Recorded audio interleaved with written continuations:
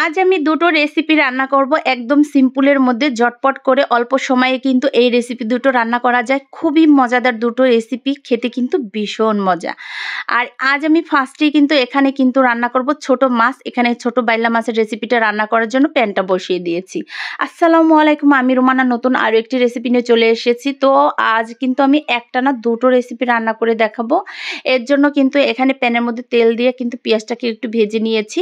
এরপর কিন্তু কাঁচা মরিচগুলো অ্যাড করে দিয়েছি। এরপর কিন্তু আমি লবণটা অ্যাড করে দিয়েছিলাম। তারপরে এখানে কিন্তু আমি মশলা অ্যাড করে দিব এক এক করে। দিয়ে দিয়েছি পেঁয়াজ বাটা 1 চামচ, দিয়ে দিয়েছি জিরা বাটা আধা চামচ, রসুন বাটা আধা চামচ, আদা বাটা আধা চামচ, 1 চামচের মতো হলুদের গুঁড়ো। তো দিয়ে কিন্তু আমি মশলাটা তেলের সাথে একটু কষিয়ে নিয়েছি। কষানোর পর এখানে কিন্তু একটু পানি অ্যাড করে দিয়েছি। পানিটা দিয়ে মশলাটা আরও কিছুক্ষণের জন্য কষিয়ে নিয়েছি। তো যত মশলা কষানো যাবে ততই কিন্তু খেতে কিন্তু স্বাদ বেশি ভালো হবে। তো এখানে কিন্তু আমি কষানোর পর একটি টমেটো কুচি করে কেটে দিয়ে দিয়েছি। তো টমেটো দিয়ে কিন্তু আজ এই ছোট মাছটা চচ্চড়ি করব। এর জন্য কিন্তু এখানে কিন্তু ছোট বাইলা মাছগুলো কিন্তু আমি ভালো করে কুটি ধুয়ে পরিষ্কার করে নিয়েছিলাম। তো এরপর কিন্তু মাছগুলো দিয়ে একটু কষিয়ে এখন কিন্তু এখানে ঝোলের জন্য পানিটা অ্যাড করে দিব। তো ঝোলের জন্য পানিটা দিয়ে কিন্তু একটু নেড়েচেড়ে নিয়েছি। তো এখানে কিন্তু আমি সামান্য আর একটু পানি অ্যাড করে দিয়েছি, দিয়ে কিন্তু ঢাকনা দিয়ে ঢেকে দিব।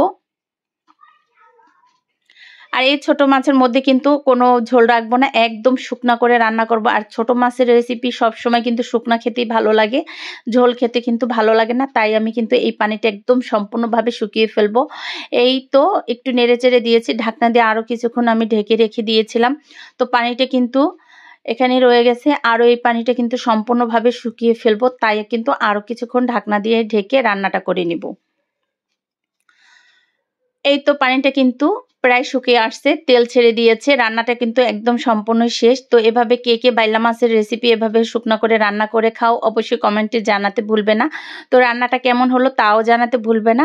অবশ্যই ভিডিওটা দেখার আগে একটা লাইক দিয়ে পাশে থাকবে। তো রান্নাটা কিন্তু মাশাআল্লাহ অনেক সুন্দর হয়েছে, দারুণ কিন্তু একটা কালার চলে আসছে। এই তো আমি বাটির মধ্যে পরিবেশন করে নিয়েছি। তো এরকম ছোট মাছের রেসিপি খেতে কিন্তু গরম ভাতের সাথে দারুণ লাগে। আর এই ছোট মাছের মধ্যে কিন্তু প্রচুর পরিমাণে ভিটামিন আছে। এই ছোট মাছ খেলে কিন্তু চোখের জ্যোতিও বাড়ে। তো মাছটা কিন্তু রান্না শেষ করে এখন আমি পরের রেসিপিটা রান্না করার জন্য প্যানটা বসিয়ে দিয়েছি। প্যানটা বসিয়ে এখানে কিন্তু তেল দিয়ে দিয়েছি। তেলের মধ্যে পেঁয়াজ কুচি আর একটু রসুন কুচি অ্যাড করে দিয়েছি। এরপর কিন্তু ফালি করা কাঁচামরিচগুলো অ্যাড করে দিয়েছি, দিয়ে কিন্তু একটু নেড়েচেড়ে নিয়েছি। এখানে কিন্তু আমি স্বাদ মতো লবণও অ্যাড করে দিয়েছিলাম।